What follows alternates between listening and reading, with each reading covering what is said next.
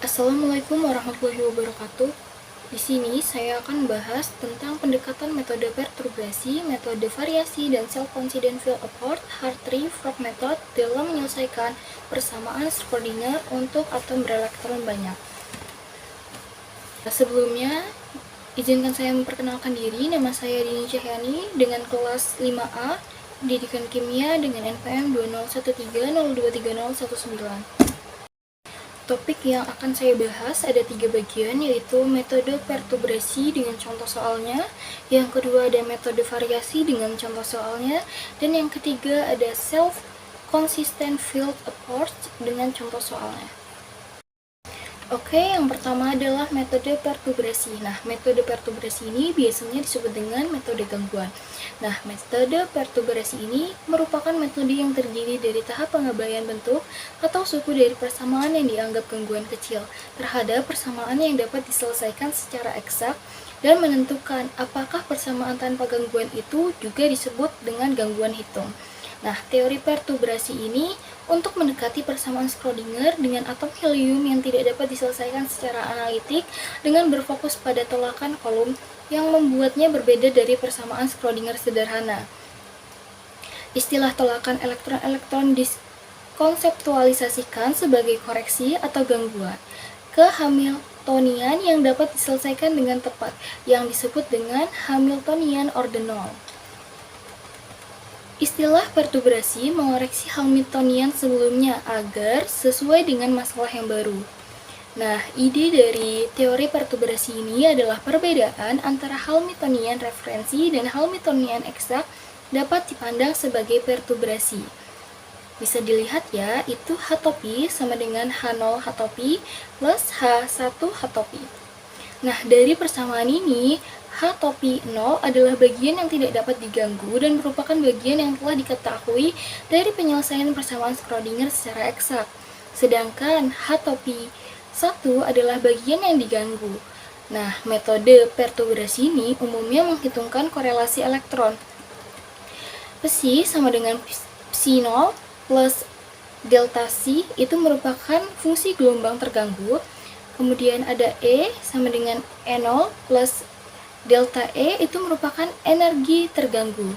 Jadi, delta E sama dengan integral dari sin0 H topi 1 sin0 dt. Jadi, E itu juga dapat dituliskan sebagai E sama dengan E0 plus C plus integral sin0 H topi sin0 dt plus higher mean order terms.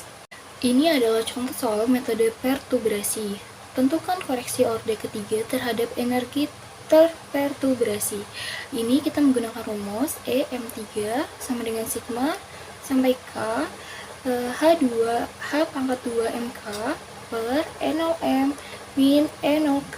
Nah, sehingga didapatkan hasilnya yaitu min 0,0109539. Oke, yang selanjutnya adalah teori variasi. Nah, bisa dilihat ya, ini merupakan gambar perisai elektron-elektron yang menyebabkan berkurangnya muatan nuklir efektif gaya tarik inti pada elektron 2 VR2 sebagian diimbangi oleh gaya tolak antara elektron 1 dan elektron 2 VR12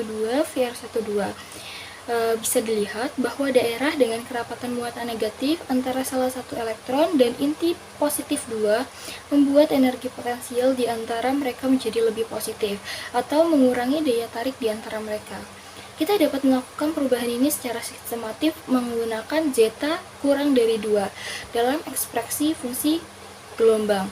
Jika perisai selesai, maka zeta akan sama dengan 1.